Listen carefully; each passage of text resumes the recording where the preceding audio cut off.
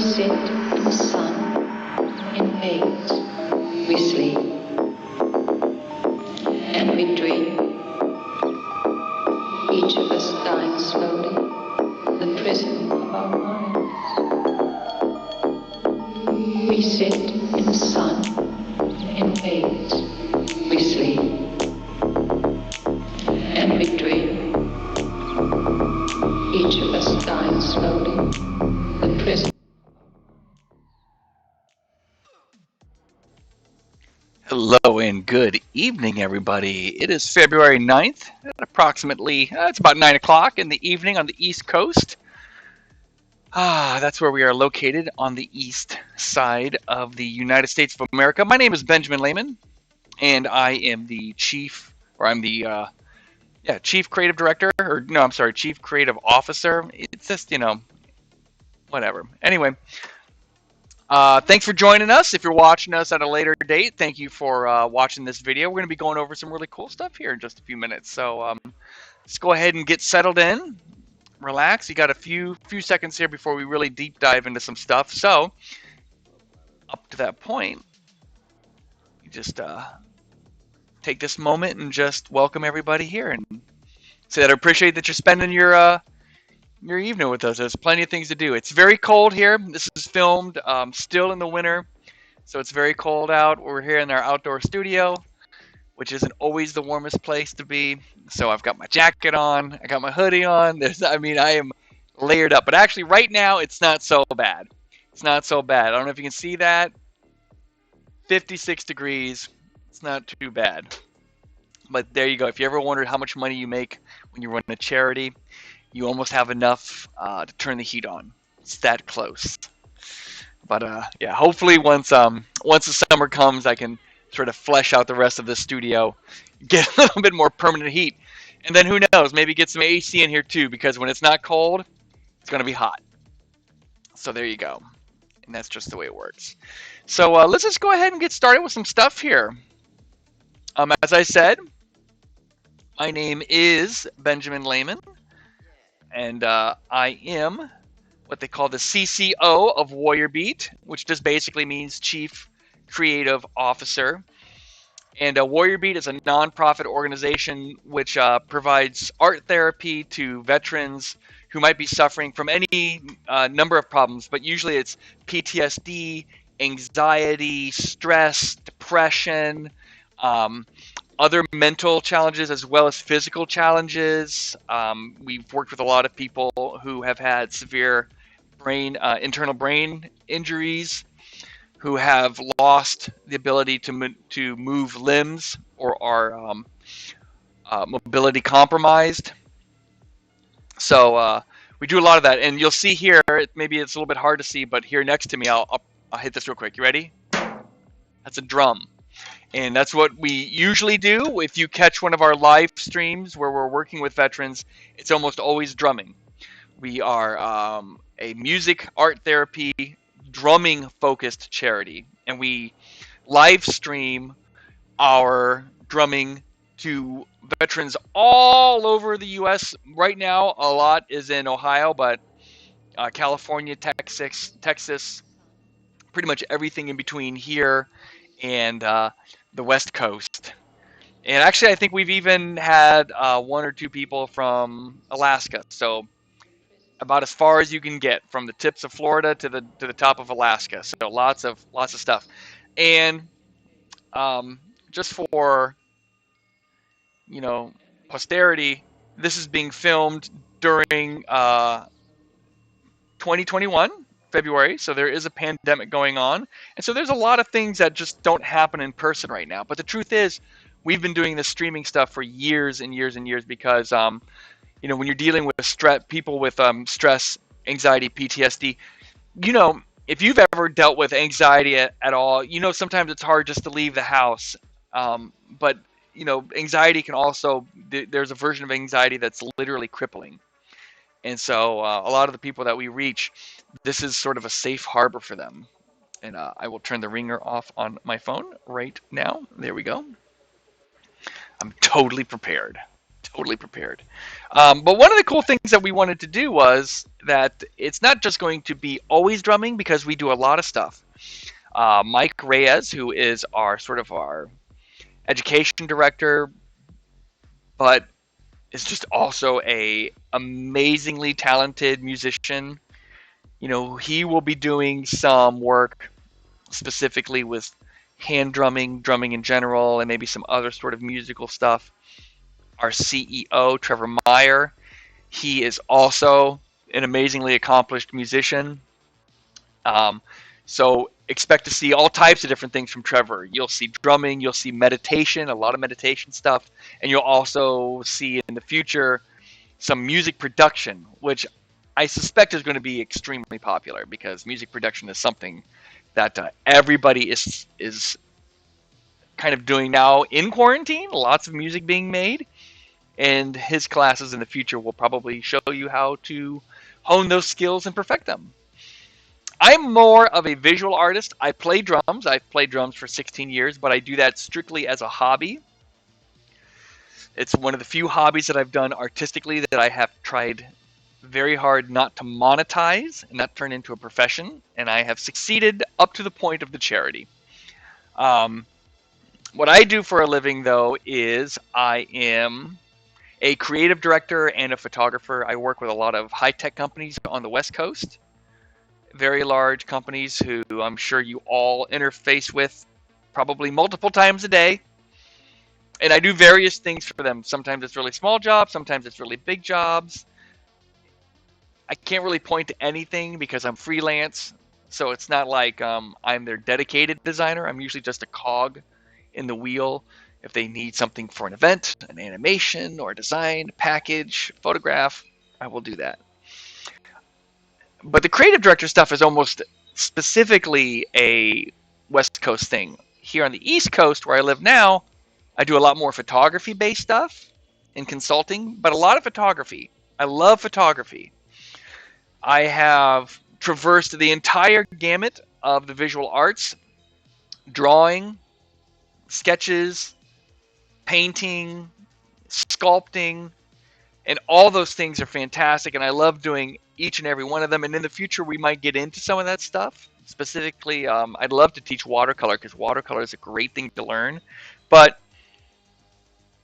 photography is just an amazing way for me to express myself. I think photography is really cool because photography is not going away anytime soon, even though it always feels like it's sort of under threat. And that's, everybody owns one of these. This is a cell phone, right? Everybody has a cell phone. And if you have a cell phone, you are a photographer. These lenses on the back and the front of your camera or on your phone, in some ways, think about it. How do you even use this device? If you were to name this device after what you do most, would it really be a phone? Like, I spend the least amount of time using this to call people traditionally. I text, so it might be a messaging device, and I take a lot of photos and videos, so it's kind of a camera. In fact, I would call this a camera with phone options, with phone connectivity. But everybody has one for the most part, so everybody has a camera. And I should really just, and then we'll get more to this in probably future slides here in just a second. But if you're here for photography and all you have is a cell phone, you're in the right place. But if you're here for photography and all you have is a really expensive DSLR, you're also still in the right place. So let's talk really quickly about what photography is. And photography really defines itself really, quite well with its name.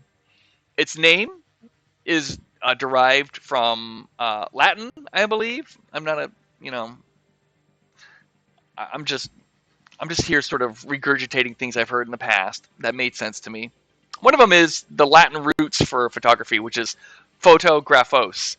And then, of course, to graph or graphy is writing. And photons, that's light. So it literally translates to light writing or to write with light. And when you think about it, when you really take a moment to think about what photography does mechanically, it captures a moment in time strictly on the light. It just writes down a written history of the light of that moment. And that's all it really does. And it's amazing how powerful it is for how simple it is. Now, obviously, light breaks down into quantum physics, and there are certain aspects that are not simple at all. But the basic mechanics, the sheer function of pressing your shutter button, whether on your phone or on a DSLR or any type of camera, it is literally recording the light of that moment. And what does it mean to be a photographer? I mean, we know what the mechanics behind it is. We know that it's capturing the light, but what does it mean to be a photographer? Well, in some ways, you are just the capturer. You are the designate of who chooses to capture that moment.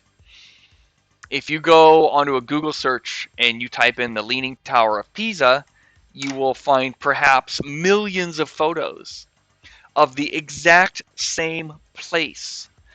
This holds true for a lot of, Niagara Falls is another place that's heavily documented. But even just things that are intimately shared among us, but are universally recognized, like birthday parties. There are billions, perhaps, of photos of birthday parties. But my point being is that when you're holding that camera, whether you are the first person to take a picture of the Leaning Tower or you are the 47th millionth person to take a picture of the Leaning Tower, you're still doing it from your unique perspective and in that moment. In that particular quantum moment, you are the person who chose to take that photograph. And that photograph is uniquely yours. Um,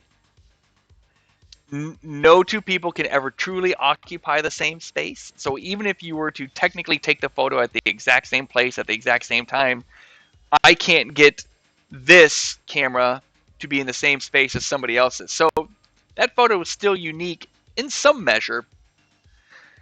So in some ways, being a photographer is a very unique thing, and it holds a very unique distinction that you will always take a picture that is never going to be taken again, nor has ever been taken before.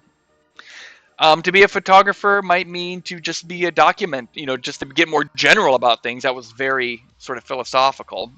But to be more general about things, to be a photographer might mean, you are a documentarian, you are a journalist, you are a historian, you are an entertainer. A lot of times when you take artistic photos, you're doing it to entertain. You know, you might be a provocateur. You might be trying to get people to think. You could be, just an artist in general. Somebody a little bit more like, well, there's a whole bunch of. I mean, a really good example is like Annie Leibovitz. She has spanned so many different genres while being a photographer, from both journalism to entertainment. Trying to be thought provoking from one end of the spectrum to the other. So, she tries to be provocative, but she does it from one genre to the other. So that's one way to sort of like keep the needle straight, but still sort of move it from side to side, right? Kind of a weird way to think about things. Um, for me to be a photographer, I was a graphic designer before I was a photographer, and I just got sort of placed in positions where I needed photos that maybe I didn't have at the moment. So I literally needed to take photos of a product for a video that we were shooting, or a video or an animation we were creating, or product. Oh my God, we've got this router, but we have no photo of the Ethernet ports on the back, and these are terribly important. In fact, maybe they're the most important thing, but they're not pretty, so the product photographer forgot to take pictures of them. Sounds ridiculous, but it has happened numerous times. Not so much now, But I would say when I really got started in graphic design like 20 years ago, man, the creative directors I was working for and doing the designs or the animations or whatever it was for would always bring the products with them, and we would often find ourselves sort of reshooting a lot of the stuff. And I wasn't a good photographer back then, but we were great at Photoshop, so we could fix all the mistakes and turn them into photos that were worthy.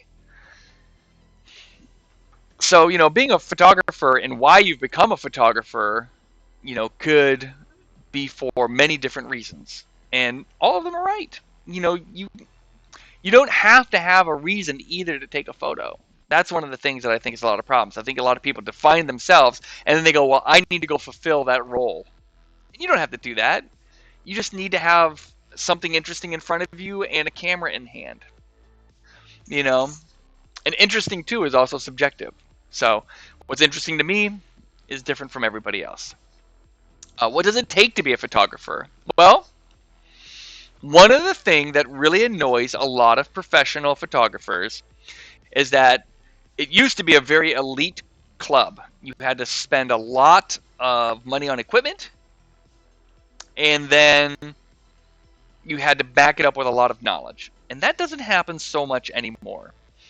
Again, I'm going to go back to this, but cell phones have changed the landscape of photography dramatically, and a lot of professionals are not happy about that, as I'm sure you've read.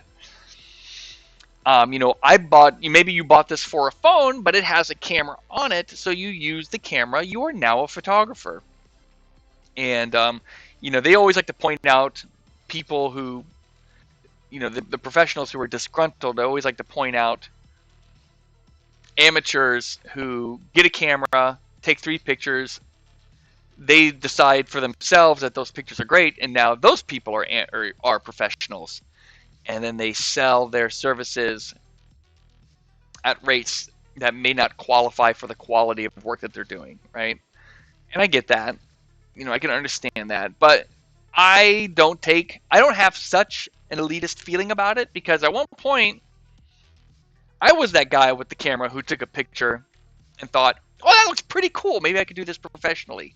And it took me a long time to get to a place where my photos consistently looked good to clients, to the point where they wanted to pay for it.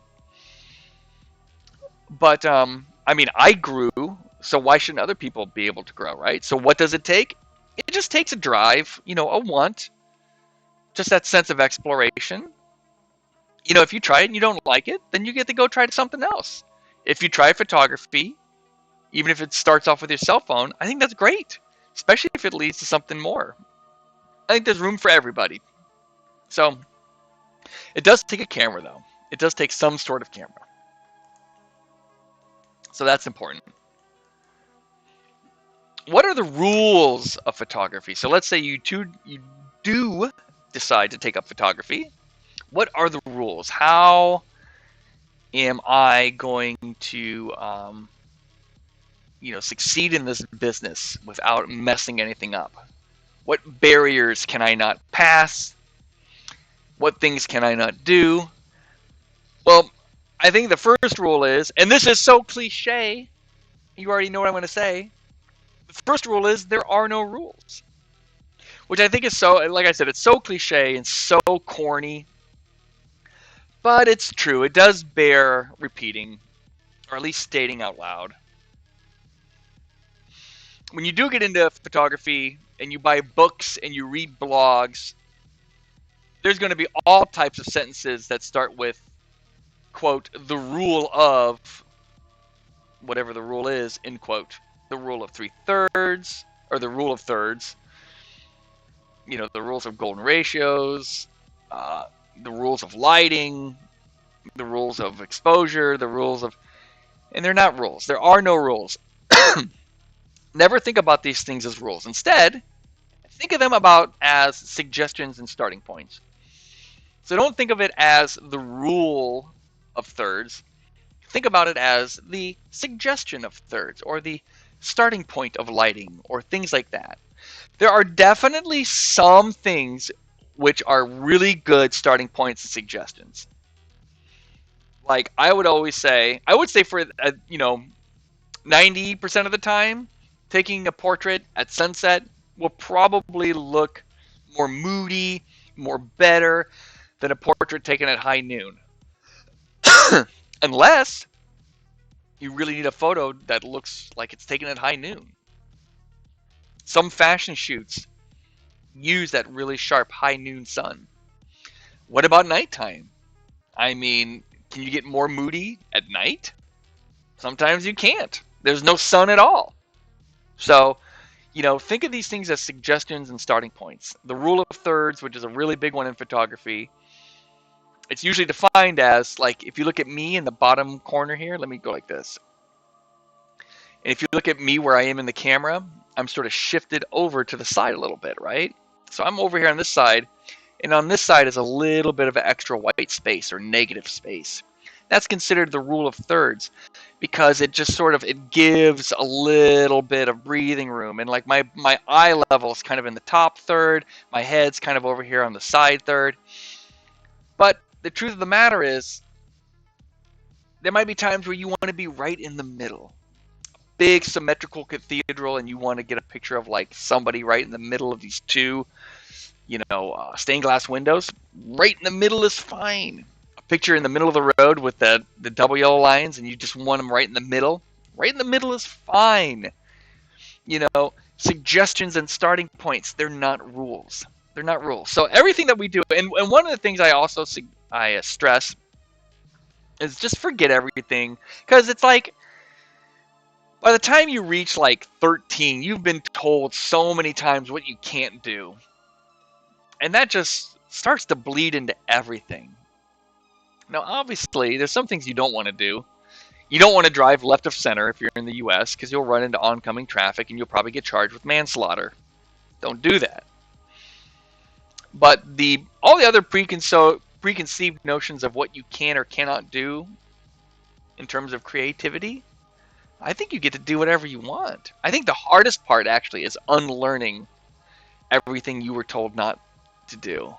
And there's a really cool study like where they took groups of kids and then groups of like young adults to adults, and they handed them hangers. And they go to the adults and they go, well, what can you do with this hanger? And the adults are like, well, you can hang your clothes on it, or you could lay your ties on it, or you could use it to hang a towel on, or your belts. And they just listed off all the uses that you can use a hanger for. And then you go to the kids who are like in kindergarten and you hand them a hanger and you go, well, what can you do with this? And they're like, well, you can turn it into a bow, or you could like make it 300 like feet long and it's a tightrope, or you could take like it, you could bend it a million ways and make a coat hanger house. And their answers might seem nonsensical, but the ideas aren't. And the ideas of a child are usually in some ways a better place to start because there's so much wide open and there's no roadblocks in the way of it. So for me, the hardest part is always getting back to that point. Like whenever somebody comes at me with an idea, the first idea that comes into my head is always framed in the scaffolding of reality and all the rules that people have told me to follow. So I think the hard part is sort of breaking out of those rules.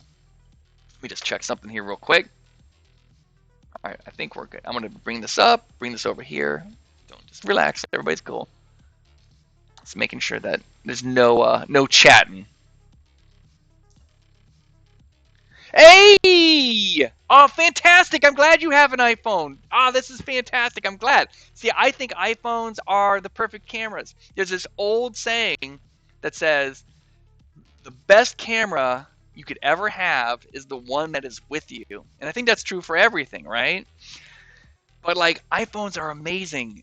And I don't care if it's like the latest generation or like 20 generations, the very first iPhone. Like you see these campaigns, these ad campaigns by Apple specifically. And this happens all the time. I mean, there's never been a time where I haven't looked at somebody's photo that they took and it's just an amazing photo. And there's something inside of you that says, ooh, I wish I had their camera. It's like, that notion that their photo is so good and that you couldn't replicate that or come up with your own version of a great photo without better equipment. It's just it's like this keeping up with the Joneses feeling, right? And it's, again, that's another thing that just gets entrained with us, with society, where it's like, everybody else has got something cool and you're like, ooh, I want that. And those people who somehow have transcended that, I'm totally jealous of. I try so hard, to transcend that, but there's still times where I'm just like, oh, I do want that. But with cameras, especially like a modern iPhone that's been around for even like the last 4 years, like I just upgraded this guy. Like my previous iPhone was so old, but it still took great pictures. The truth is, the camera is just a tool to capture sort of like what you can do creatively. And that is something so important for people to realize, that this is just the tool. The camera is the tool, whether it is an iPhone or a $50,000 Hasselblad. It doesn't matter.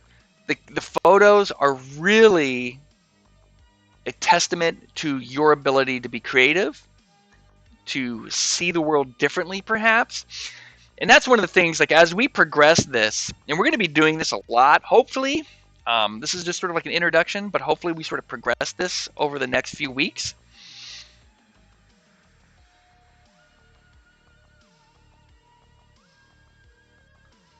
Oh my God, you do? You did? You take the drumming class? Oh my God, this is so crazy. Well, it's so funny that you're here for the camera introduction. Do you do our like, I don't recognize your name. Do you do our live stream? Because if not, I would be happy to share with you. If you what I could do is the following. I could give you this link, okay? Give me a second here. Yeah, I'm doing it on my other monitor. It might take me a few seconds, but I can give you a link to sign up, and it has all the information for the drumming live stream that we do. We're doing so much hand drumming right now. So I don't know if you're doing the hand drumming stuff. I'm logging it. It takes me very slow. I'm very methodical, especially when I don't remember my password and I'm relying on the computer to remember it for me. Here it comes. Maybe not. It's thinking. Oh, okay, great. Perfect. Fantastic. All right, then you're good. You're good. I don't have to bug you then. You're way ahead of me. Way ahead of me. Fantastic. Well, that's so cool. I'm hoping to get Mike, the guy who teaches a lot of the drumming stuff, to get on here live, because he's so good. He's so good. He's one of those guys where it's like, he's a really good example of like him teaching you that it's not how much you spend on equipment to be good, because he'll take everything. Like, it doesn't matter if he's got like here's my djembe that I always use during our class. And he has got like, djembes that look like they are just been through train wrecks. And he makes them sound so good. He can play like an Amazon cardboard box. And you're like, I hate you. You're so good. So I'm hoping to get him on here really, really soon. I know YouTube is magic. YouTube is magic. I'm so glad that you found it. Oh, wait, is there an ad? I don't want to listen to the ad. They're not paying me for the ad. Turn on the audio. Skip ad. There we go. We're back. Oh, fantastic. Oh, that's so great. I can't wait to tell the guys, because everybody's always curious, right? Because the streams sort of fluctuate. There'll be like a lot of people, and then a few people, and then a lot of people, and then a few people. So I'm going to tell Trevor and Mike, and they'll be so excited. They'll be so, so excited. So hopefully you also stick around for the, I know, no ad. Screw, I mean, no thanks. No thanks. And hopefully you stick around for the camera stuff too, because if you like doing that, because I mean, one of the things I wanted to get into with things like cameras. Oh wait, we're coming up to that in a second. Now we're about to get into some really deep stuff, but I think it's going to be fun. And I'm hoping that if you do stay and you watch, for like the next, you'll only be doing this for like maybe like another 15 minutes or so. Nothing long or too heavy. I can talk a lot. You can already tell, and I'm super ADHD. So as soon as I see you type in the channel, I like drive off the road. Oh, I'm so excited. I'm so excited that you're here. I'm so excited. Um, but yeah, what I was going to say about, the camera stuff is like we were talking about, all the avoid the rules, sort of unlearn everything that you've learned before, and that there are no rules, right? And then there's always this part here, because this is the funny slide. Whoop, that's not it. It's this one, where you're like, oh, but however, um, there are some things that you always have to kind of keep in mind with photography. And it's true even if you're using an iPhone. And that there is this little thing called the exposure triangle. And I'm going to get into that in a second, but it's really important for me to just mention one more time that even though we're going to talk about three very important fundamental pieces of photography, the three most important pieces of photography, it's going to be up to you, and we will talk about how exploring this, and this creativity goes all over the place. Like everything I do for photography, I do for drumming, I do for painting and drawing, I do it when I listen to music. We do it instinctually, but sometimes it's hard to sort of like bring it into a practical sense, is sort of letting go of all the things you've been taught and be ready to just explore like new ideas. All right. And so, and as we get more into these classes, I'll help sort of flesh that out because that's kind of like a broad general term that maybe doesn't make a whole lot of sense right now, but we'll get there. We'll get there. So there's this thing called the exposure triangle. So when you take a picture on your phone, and if you've ever, like you and a friend have ever been out and you see something cool and you both take a picture, and either you look at their phone or they look at your phone and you're comparing pictures, and one of you thinks their picture looks better than the other, it can often be hard to know exactly why that is. I like sort of shadowy things, right? I like things a little darker, a little moodier. Like, so if we come over here, here's some photos that I've taken like recently. And I like things that even if they're like sort of bright and they're happy and people are smiling, I still like them to have like a lot of, like, that's a very airy photo, but this is very shadowy, very shadowy, very shadowy. Even there, this is very shadowy. This is very shadowy. I like to take photos that have a lot of mystery and a lot of drama in them.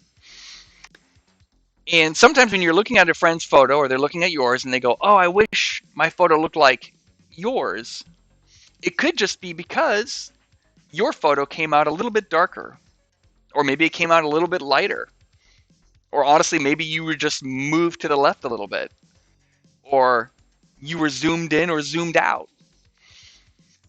The big things, though, is literally what's happening here on the screen that I've got right in front of us. This is called the exposure triangle, and this helps you sort of craft a really good photo. No matter any photo you ever take, you're going to have to interact with the exposure triangle in some way. And this is not my gimmick. Somebody else came up with this a long time ago, but it has stuck. It's in your phone. It's in expensive cameras. It's just something that exists regardless of what sort of camera tool you use. So you will always have to interact with this. And what the exposure triangle is sort of this, it's like dials on a radio, and it's your way to sort of tune. I just used radio. I mean, like, when was the last? There was this hilarious tweet where somebody was like, man, have you ever been driving in your car and you listen to a song and you just wonder, man, I wonder if there's somebody else out there listening to the same song that I'm listening to right now, and they're at the same spot. And somebody just like responded, yeah, it's called the radio. Because, it's like if you're old enough to like remember the radio, the radio is so archaic, by the way. I'm totally off topic, but I'm so spoiled to be able to listen to whatever song I want to. Like whenever you're frustrated and you're stuck and you have to listen to the radio and you're like, oh man, the radio just doesn't get me at all. They don't have any of the songs I like. But this is like, it's like a radio dial. It's your ability to sort of tune your image, right? And there's three different parts of it. There's something called the aperture, There's something called shutter speed, and there's something called the ISO. And the easy part is understanding how they interact, and the hard part is making them interact. And exactly. See, I knew you. It's just, I don't know why, but that tweet just sort of like, it made me feel old, but at the same time, I totally got it, because it's like I'm right there. Whenever I have to listen to the radio, I'm like, this is torture. I need Bluetooth. That's why, like, whenever I get in an old car, I'm just like, oh, this is gonna suck. But anyway, I digress even more. So the first thing is shutter speed, and shutter speed controls light. So if you're out at night and you got your iPhone or you've got your DSLR and you take a picture of a car that drives by, you might notice that your phone might put those like long streaks, right? Those like headlights or taillight streaks in the photo. And it does that because it has to increase the shutter speed in order to let more light into the photo so you can actually see what you're taking a picture of at night. But in the process of letting more light in, you're letting more light in for a longer period of time. So you actually get that moment in time from where the car was at point A to point B. So that's what causes those like streaks. And you can actually do that now with like your iPhone. It's a little hard handheld, but you know, you can get sort of cheap tripods and do the same thing. But you know, iPhones and Androids all now do that natively, which is cool, super cool. And it's also cool, like if somebody's running, a dog is walking, the leaves are blowing. It's kind of cool to like have the tree trunk be just completely solid, motionless in your picture, but all the leaves are blurry, you know, things like that. That's shutter speed. Shutter speed primarily controls the apparent speed of the subject that you're taking a picture of, but it also secondarily controls light. Because if you're out at night and you dial in a very fast shutter speed and it just goes really fast, it's going to be a pitch black picture because the shutter wasn't open long enough to let the light in. Whereas in order to let enough light in, you have to have a long shutter speed, and that's when you start getting all those motion streaks and all those blurs and things like that. Conversely, on a really bright day at noon, if you leave your shutter speed really slow or you leave it open for too long, we've all seen this. You just get pictures that are just overblown. They're just so bright. They're like nuclear winter white. They're just so bright. So then you have to dial in faster shutter speeds. And the cool thing about that is then you can stop action.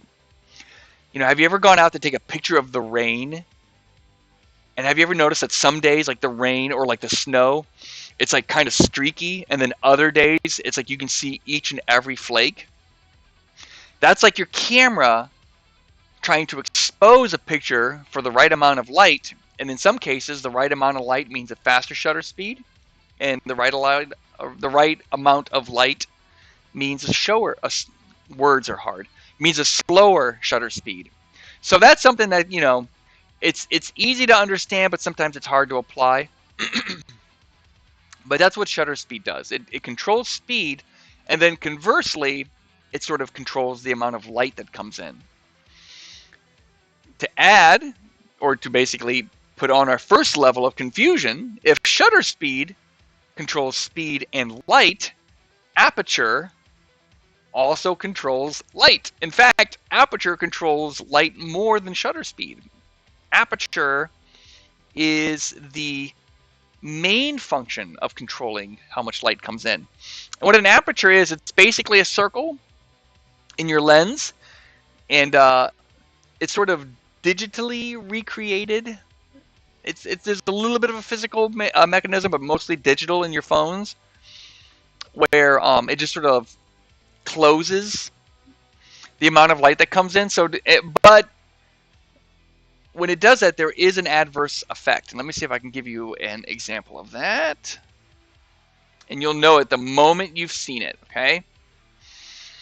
So as you close your aperture, make the hole smaller and smaller to let less light in, you get a sharper image. So here's a really good example. Here is Cuyahoga Blue Hen Falls, and you can see everything is in focus. Like from this corner here, where the waterfall starts, all the way to the, or I'm sorry, where the waterfall is starting to end, all the way to these trees, everything is in focus. I have a really, really small aperture level.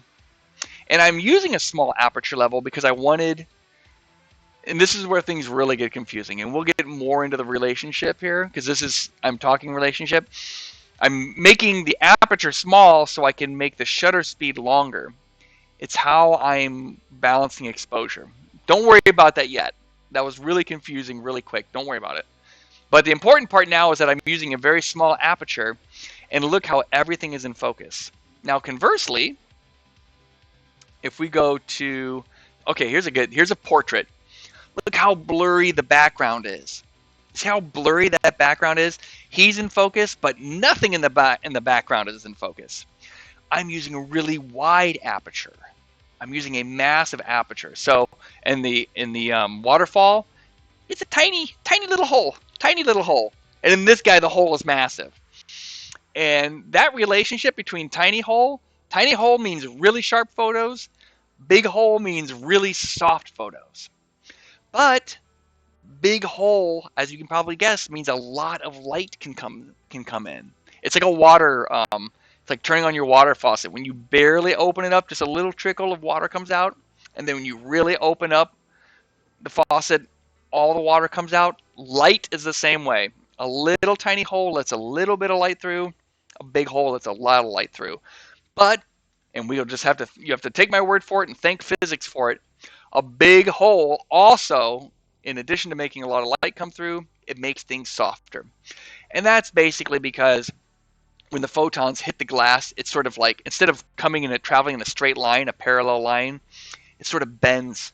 And that's what this background is. It's the diffraction of billions of photons. Whereas a small light, a small hole, like we had back here at this landscape, the light photons come in parallel to one another. So they come in straight lines and you get a much sharper picture. Man, I didn't mean to get into the physics because I know that shit is nerdy and it gives people headaches. But I just wanted to just get that out there really, really, really quick. Because otherwise things just kind of get lost. And thank you very much. I appreciate that. I really, really appreciate that. So Aperture, if you want to be like artistic and you want to take a really cool photos. Oh, and if you have an iPhone and and I'm not sure what it is on an Android, but now they call it portrait mode, where like, the subject is sharp, but the background is sort of fuzzy. That portrait mode is emulating what Aperture does. So whenever I say Aperture, you could always equate that to what portrait mode can do. All right, so that's kind of cool. The last thing we'll talk about in the exposure triangle is something called ISO, and that literally is just ISO, and it stands for like image something. It used to be film speed. I shot film a really long time ago, but I'm not one of those kind of people who are like film is better. Now that digital is here, I only use that because come on, man, digital is way easier.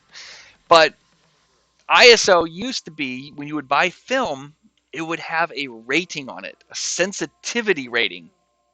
And that rating would either be like 100, 200, 400, or 800. And if you were going to take a picture of like at a concert, you had to take 800 speed film with you. It had to be a really high ISO rating because it was more sensitive. But it was really grainy. Again, here's another cool thing. Take your camera, your cell phone, and go take a picture of something dark. Your picture will be very grainy. It'll just look really grainy, a lot of noise in your photo. That's because ISO has a lot of noise in it, the bigger the number gets. And in order to let more light in, you just end up with more noise. And that is a function of ISO. And that was true back in the days of film. So it's true digitally, and it's true back in film. The higher the ISO, the more light you get in, but also the more noise. So you always want to try to have a low ISO. We use number like 100. Cameras now range from 50 ISO to like 254,000. Like the range is massive. You know, apertures usually go from like from 0.1 or 1.4 to 22. That's like average. Shutter speed goes from usually like 2 minutes open to like 1/8,000th of a second. That seems like a lot. ISO goes from like 50 to 250,000. It's massive. But the truth of it is, on these cameras, on digital cameras, in film, it was all about the type of crystals, the crystals that you would develop that actually turned into photos. That's like there's a crystalline structure on film that changes when you expose it to light. That doesn't happen in digital cameras. What ISO basically is, it's just a volume dial for light. It literally is just amplifying, your existing picture. So that's why you always want to have a really low ISO value.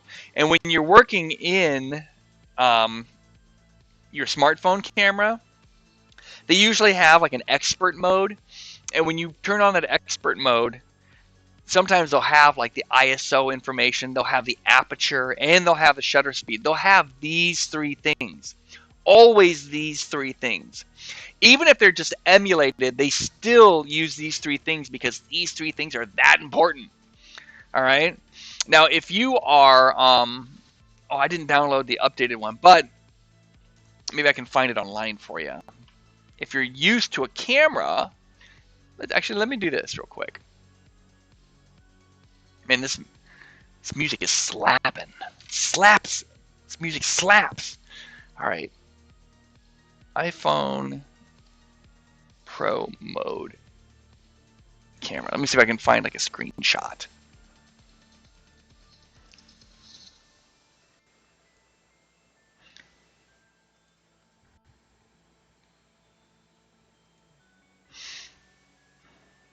So here's like a really good example. I think this is an Android, but some of the iPhone does a similar thing. So you'll see here, it says 1/1000th at f2.4. So right there, they're talking about shutter speed and they're talking about aperture. Whenever you see f followed by a number f2.4, f1.8, f5.6, f16, that's always going to be aperture. Whenever you see like usually 1 over a number, 1/1000th, 1/6, or like you see a number with quotes, so it'll be like 6 quote, that usually means 6 seconds. 1 second, 1 with a quote, or 1/1000th of a second. So here in the Pro mode, they're telling you the shutter speed, and then right there you can see the ISO. The finger is covering it up, but that's kind of what that looks like. If you have a expensive DSLR, or if you just have a DSLR in general, like I keep using the term expensive, but like this phone costs more than the camera that we're filming on. Camera exposure meter. Then you might be more familiar with something like this. Here we go. This is a good example.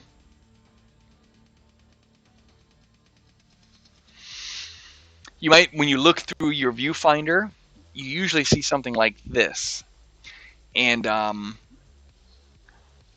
all those f-stops and all of those shutter speed, those numbers often live somewhere else on the camera, because this meter is sort of your way of interfacing between all three of those items. And I'm using my fingers like this because I don't have my camera here with me. I don't actually. I'm surrounded by cameras, but I don't have any of them right next to me. But when you're holding it, those dials sort of live between these three fingers, and you're sort of working things like that. And it's that relationship between shutter speed through aperture and through ISO that allows you to sort of change your light meter. And what this light meter basically says is -2, -1, 0, 1, and 2, +1, +2. In layman terms, that would be really dark, a little bit dark, properly exposed, and I'm using air quotes because that makes you look intelligent, and then a little bit brighter, and then a lot brighter. And, that's just a tool to sort of let you know what the camera thinks is properly exposed. But again, just a suggestion, not a rule. Okay? All right, cool.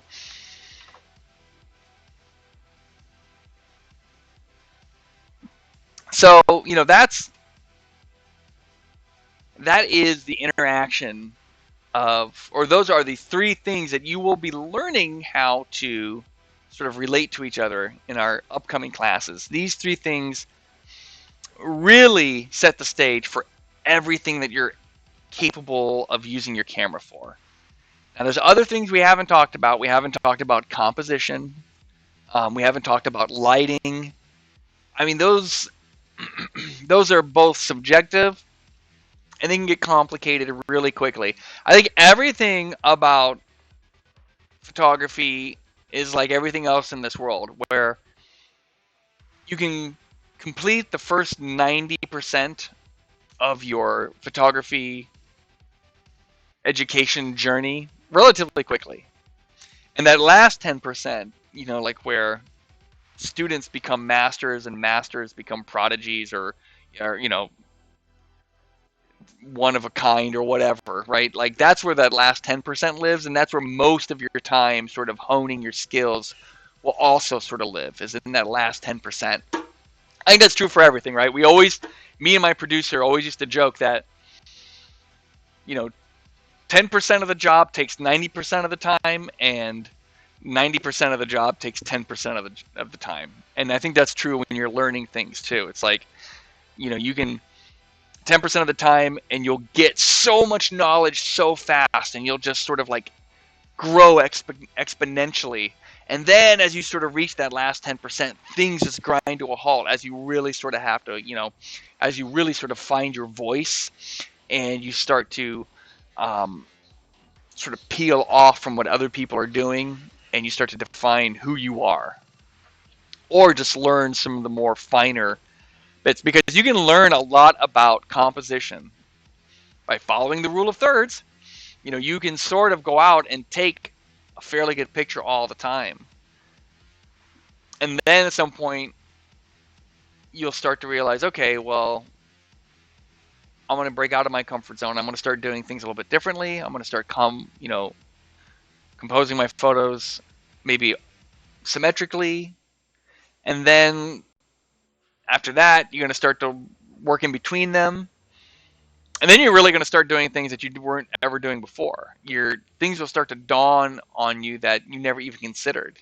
Like, oh, composition, I've been thinking about it like on the grid, but I'm taking a picture of a 3D space. I can be off of this sort of imaginary grid, and I can sort of do things however I want. And then perspective comes into play, and then using light to help to define your perspective even more. So, that's something that sort of happens in that last 10% of learning, where you really begin to separate yourself. So that'll be fun to see if people take this journey with me. And I can tell you where I am on this. Since we're talking about this learning scale, I feel like I've reached that last 10%, and I'm well into it.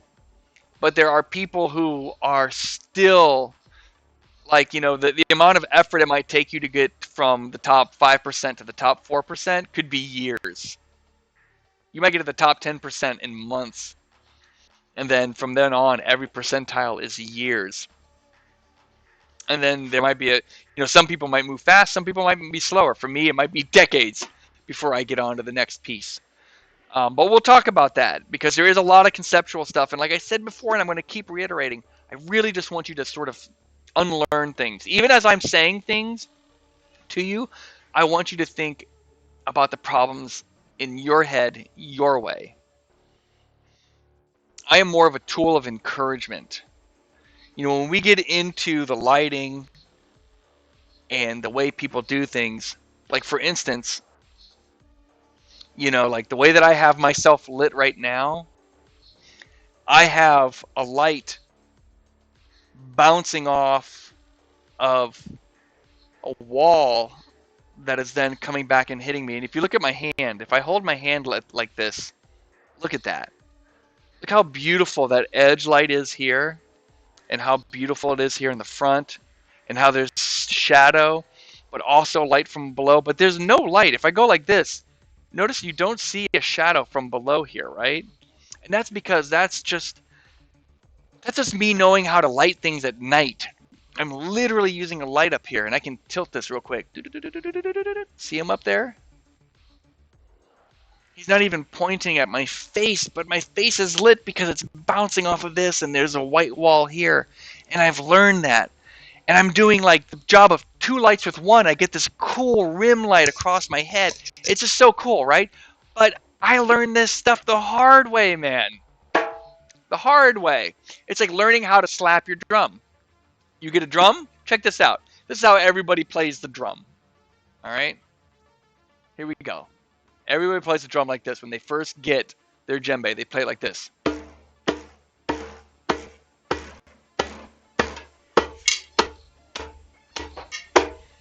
And some people play it like this.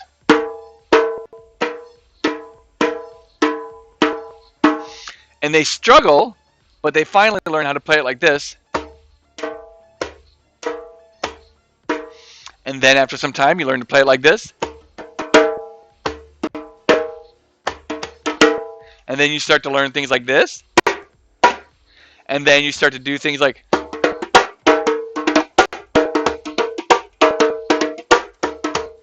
Right? So you start to build this toolkit around your drumming where you start to learn new things. You start to work them in. Music. Think about music. It's made up of usually the same sort of primitive tools over and over and over again, but like everybody's music sounds differently. Guitar players using the same brand of guitar, the same amp, the same pick, the same everything in the same room, but yet their guitar sounds completely different. Photography is exactly the same way. And I really hope you guys can, start to explore that with me here in the next few weeks. So I guess with that, I know today was kind of a very wordy sort of explanation of where we're going and what we're doing. But right off the bat, very soon, we're going to get into some actual practical applications. We'll take some photos with this, with our phones. We'll take some photos with DSLRs. We've got props. Like this is like, I call him Gray MacGyver. He's just a foam head wearing a mullet. Don't worry about the mullet part. But, look at this. This is a great tool to sort of understanding light. Like here we can already see how the light, just from that one light over there, sort of lights up the side of him, and how we have shadows and how we have this, and you can see depth. He's just flat gray, but we're able to make out that it's a face because of how our light works. So anyway, we're going to get into all that stuff. It's going to be great. It's going to be absolutely fantastic. So thank you all for hanging out with me for like the last hour, I think. We'll be back. Stay tuned for more meditations from Trevor. I know Trevor's going to be doing a lot of that. Hopefully tomorrow. I think he said he'd do it tomorrow. Fingers crossed. And then hopefully we can get Mike up here. Let's see if I've got it here. Let's switch over to this. If you haven't already, let me go like, nope, close that. Let me see if I can find what I'm looking for here. Please stand by. Stand by. Let's go here. I'm going to make this public right now. Just go ahead and close that. I just want to show you some of the stuff that we do here. So content. And we've been working on some just absolutely amazing things, specifically for Black History Month, kind of getting into the history and the culture that's been shared with us from drumming. And we've got this fantastic lesson coming along here from Mike Reyes. Hey everybody, this is Mike, also known as Sergeant First Class Retired Mike Reyes, here with Warrior Beat, and I am here to honor and celebrate Black History Month through hand drumming, which is really appropriate because hand so he gets into drumming this great history lesson. He also shows us how to play this amazing rhythmic pattern. He uses it on congas, but you could use it on pretty much anything.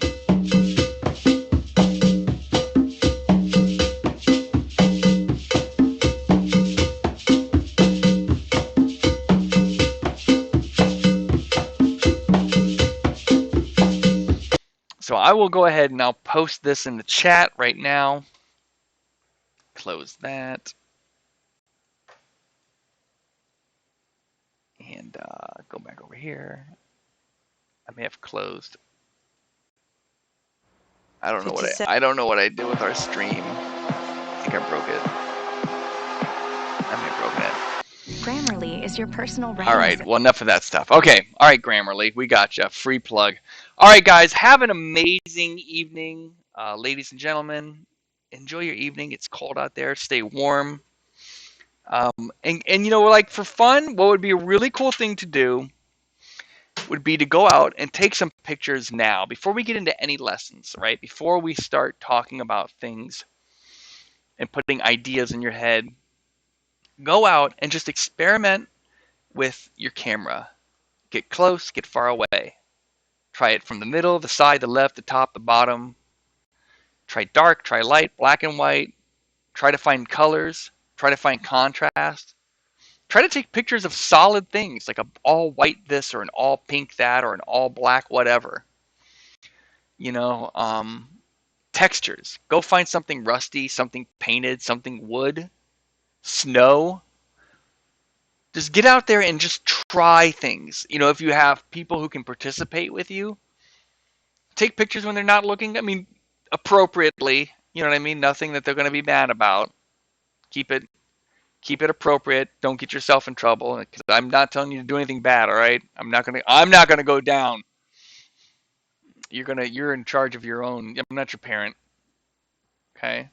And but get out there and just try things. Find weird lights, long shadows. Take pictures of long shadows. Aim your camera straight up. Aim it straight down.